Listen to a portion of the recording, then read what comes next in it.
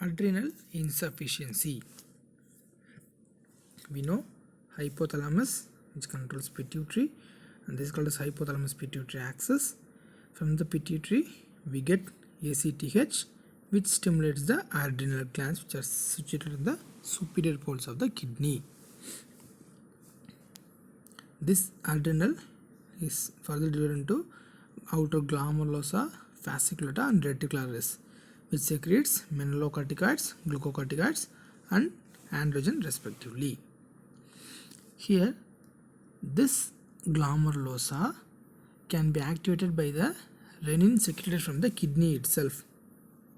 Kindly have this in mind, that is renin, which is secreted by the kidney, can activate this mineralocorticoid production. This is called as RAS, renin angiotensin aldosterone system. Coming to the introduction about the adrenal insufficiency, the prevalence is 5 in 10,000, of which secondary adrenal insufficiency is the most common. It accounts for 3 per 10,000 and primary is 2 per 10,000. And out of these primary, half is acquired and the rest is genetic due to congenital adrenal hyperplasia. Iatrogenic steroid induced is the most common cause for adrenal insufficiency. See here it is 5 in 10,000, here it is 2%, that means 2 per 100. So a steroid induced adrenal insufficiency is the most common. A problem with this adrenal will result in hypofunctioning of this adrenal. This is called as primary adrenal insufficiency. Whereas a problem with this HPA axis, from where ACTH has to be produced and released to stimulate this adrenal, a problem in this HPA axis is called as secondary adrenal insufficiency. A problem in the adrenal itself is primary, HPA axis is secondary. Coming to the primary adrenal insufficiency, the most common cause as per Harrison is autoimmune adrenalitis. This autoimmune adrenalitis can be an isolated disease in 30 to 40% of patient. In most of the patient, it is a part of autoimmune polyglandular syndrome, of which there are many types, type 1 and type 2. This autoimmune polyglandular syndrome 1 is due to mutation in the AIRE gene, which stands for autoimmune regulatory gene. It is inherited in an autosomal recessive manner, AIRE and ARAR. You can remember like this.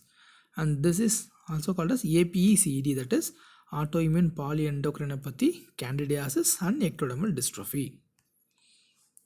Another cause for, that's the second cause for primary adrenal insufficiency, is X-linked adrenoleukodystrophy, XALD, where a mutation is in ABCD1, which leads to accumulation of very long chain fatty acids, that is fatty acids containing more than 24 carbon atoms in the blood.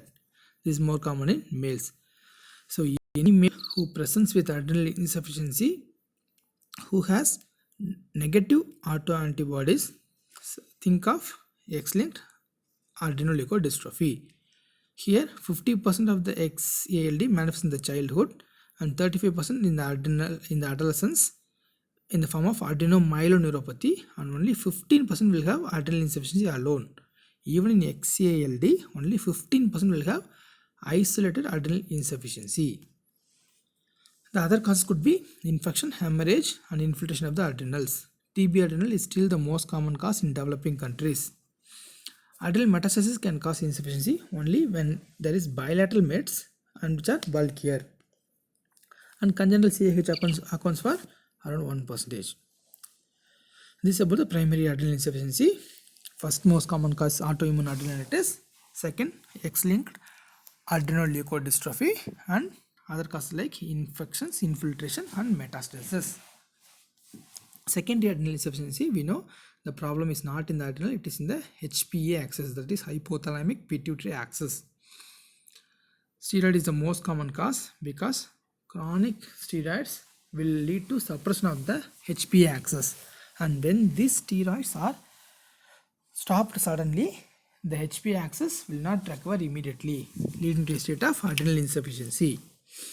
Other causes are tumors, surgery and irradiation of the pituitary. Rare causes pituitary apoplexy, where the patient may have sudden onset of headache also. Segan's postpartum pituitary necrosis is due to hemorrhage in the pituitary. Isolated ACTH also can be a cause of secondary adrenal insufficiency, but is a very rare. It is mostly due to autoimmune causes. There can be mutation in the POMC, pro-opiomelanocortin, which is a precursor of ACTH, but these are very rare. Most common causes are iatrogenic, that is sudden stopping of exogenous steroids. Next are the tumor surgery and irradiation to the pituitary. Clinical features: primary adrenal insufficiency. Here the problem is in the adrenal itself, so all functions of the adrenals are lost, causes loss of both glucocorticoids, mineralocorticoids and androgens. Secondary adrenal insufficiency, here only the glucocorticoid and androgens will be lost, renin-angiotensin will be intact, that is the glomerulosa will be still functioning, and this is the main difference between primary and secondary. In primary, all three are lost: glucocorticoids, mineralocorticoids and androgens are lost, whereas in secondary adrenal insufficiency, only glucocorticoids and androgen is lost. The glomerulosa will escape because it can be stimulated by the renin release from the kidney itself. HPA dysfunction will also have other causes because pituitary is the master gland, so patient will have concomitant thyroid and gonads and prolactin problem also, and patient can sometimes present to us with bitemporal hemianopia due to chiasmal compression. Iatrogenic insufficiency. One thing that has to be noted is these patients were on steroids for a longer time, so they will be having Cushingoid features, that is centripetal obesity, etc. But these patients will have adrenal insufficiency due to sudden cessation of steroids. Though they look like Cushing's patients, they will present to us in a adrenal insufficiency state due to stopping of steroids. Coming to the symptoms, chronic adrenal insufficiency presents with fatigue and malaise, mostly non-specific complaints. And primary adrenal insufficiency patient will be having hyperpigmentation. This is due to the stimulation of the melanocytes by the ACTH. In primary adrenal insufficiency, your ACTH is still secreted. And this hyperpigmentation will be more in areas of friction and parts which are exposed to sun. Secondary adrenal insufficiency, here ACTH is not there, hence melanocytes are not stimulated, hence the patient will look pale, which is described in the textbook as alablaster-like paleness. Coming to the electrolyte abnormality, we know mineralocorticoid increases sodium and decreases potassium, so opposite happens. Hyponatremia is commonly seen in 80%, hyperkalemia in 40%. Hyponatremia can also be seen in secondary adrenal insufficiency because due to loss of the inhibition of ADH secretion. As a result, ADH is increased in amount, which can cause syndrome of inappropriate antidiuretic hormone. Adrenal crisis, this most frequently occurs in the primary adrenal insufficiency, and the patient will present to us with hypovolemic shock, and present symptoms will be like acute abdomen in the form of acute abdominal pain, nausea, vomiting and fever, etc. This is usually precipitated by stress or intercurrent illness. These are the signs and symptoms given in the tabular column in Harrison. Due to glucocorticoid deficiency, fatigue and lack of energy, weight loss and anorexia, myalgia, joint pain, fever, normocytic normochromic anemia, lymphocytosis, eosinophilia, TSH will be slightly increased, and patient will have hypoglycemia, which is more common in the children, and low BP and postural hypotension, hyponatremia. Coming to the signs and symptoms caused by mineralocorticoid deficiency, patient can present to us with abdominal pain and vomiting, dizziness, postural hypotension, and salt craving, hyponatremia and hyperkalemia as usual. Due to androgen deficiency, patient will have lack of energy and dry and itchy skin, loss of libido, and loss of axillary and pubic hair in women. Hyperpigmentation, as we saw earlier, will be seen in primary adrenal insufficiency, and alablaster-like paleness is seen in secondary adrenal insufficiency. Diagnosis, as far as endocrinology is concerned, in disease where deficiency occurs, we have to stimulate. So here adrenal insufficiency, so we have to stimulate using cosintropin. Cosintropin is nothing but ACTH. ACTH normally contains 39 amino acids, but this cosintropin contains only the first 24 amino acids of the ACTH, which is functionally equivalent to ACTH. 250 microgram of cosyntropin is given IM, and after 30 to 60 minutes the steroid level is checked. If the steroid level goes above 16 to 18 microgram per deciliter, it indicates normal response. Normally there will be an increase in the steroids, but in both primary as well as secondary adrenal insufficiency, this increment will be lost. That is, even after stimulating with ACTH, the steroid level in the blood after 30 to 60 minutes will not increase. So we can confirm the diagnosis adrenal insufficiency. Then we have to decide whether it is primary or secondary, which is based on the level of ACTH. In primary, ACTH will be elevated, and in secondary, ACTH will be decreased. Remember, in the first 4 weeks of primary adrenal insufficiency, your patient can still respond to ACTH. That is, during the first 4 weeks of primary adrenal insufficiency, ACTH can stimulate and still produce steroids. So during this period, your cosyntropin test is not reliable.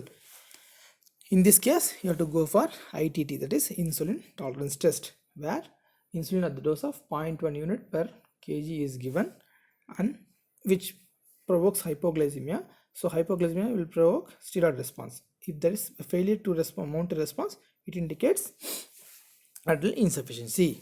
But avoid this test in elderly, epileptics, because seizures will be precipitated, and in cardiac patients. In primary adrenal insufficiency, the problem is in the adrenal, hence ACTH will be increased and renin will be increased. So after confirming whether it is primary or secondary, check for steroid and autoantibodies to identify the cause for adrenal insufficiency. If the antibodies are negative, then do a CT adrenal to look for infiltration or mass. In males, you can check for the very long chain fatty acids which contains more than 24 carbon atoms. If all these are normal, and if the patient results comes as secondary adrenal insufficiency, you have to go for MRI to see the HPA axis. This is the flowchart given to algorithm given to diagnose adrenal insufficiency. Plasma cortisol 30 to 60 minutes after 250 microgram of cosyntropin IM or IV.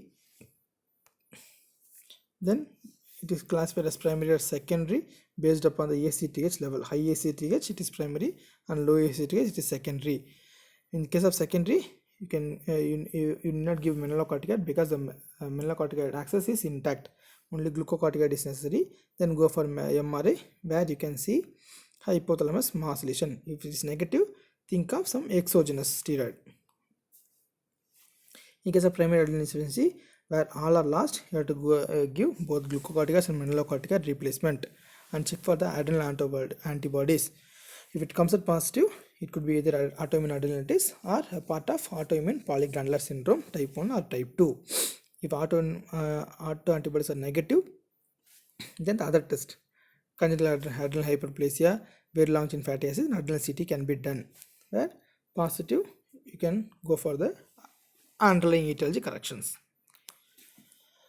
And treatment in the acute adrenal insufficiency, rehydration at 1 liter per hour using normal saline is recommended.